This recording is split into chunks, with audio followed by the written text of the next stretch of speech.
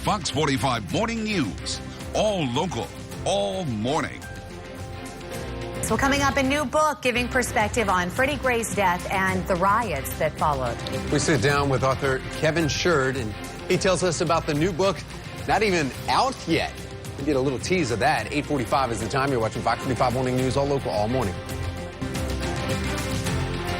You see some beautiful shots of the city of Baltimore right there at the Inner Harbor. But after last week's acquittal of Officer Goodson, youth advocate and author Kevin Shird gives us a unique perspective on Freddie Gray's death and Baltimore's uprising in his new book.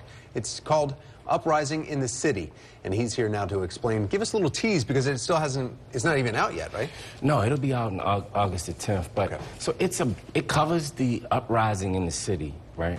But we also talk about solutions, right? Okay. How did we get into this situation? And how can we get out of this situation as a city?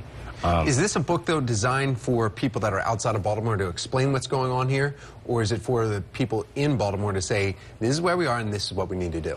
I think it's a little bit of both, because even during my research, I learned, and I'm a Baltimore native, born and raised, and I learned so much about Baltimore, even living here, about the issues of poverty, the fact that that area of Sandtown is dealing with a 50% poverty rate, 50% unemployment rate.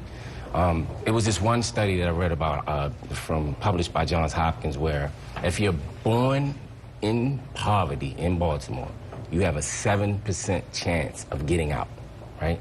A 7% chance of getting out of poverty if you're born into poverty. I mean, those numbers are just amazing, right? Did you look at how to break that cycle then? I mean, it seems like generations are staying there. We did.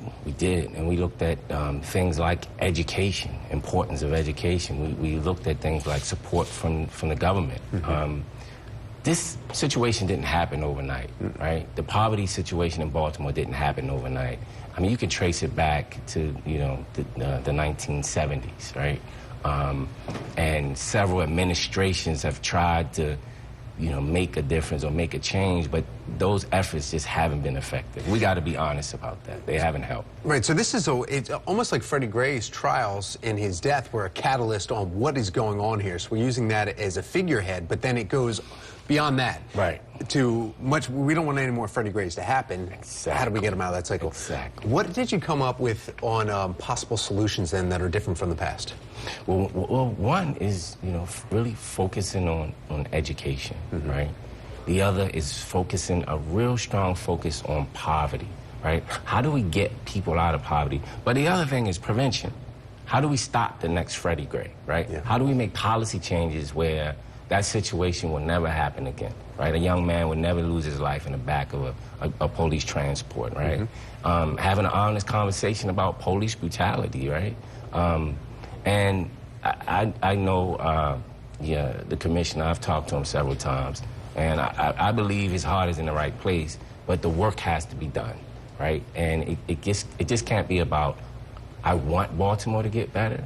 We have to have a serious impact on the policy changes, because that's what the real issue is. We have some really poor policies that created this environment, and how do we fix that?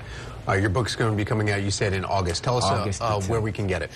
Well, right, it'll be online at Amazon.com, and we're going to have several events around the city. We're planning an event with the Enoch Pratt Library downtown for September the 14th, a great event. But we want to really have a conversation about how do we get better in Baltimore, and how do we really impact poverty, because that's the underlying issue that created a lot of this situation. Author Kevin Shird, thank you so much for coming in. We appreciate it. Look forward to getting the book. Thanks a lot. Thank you.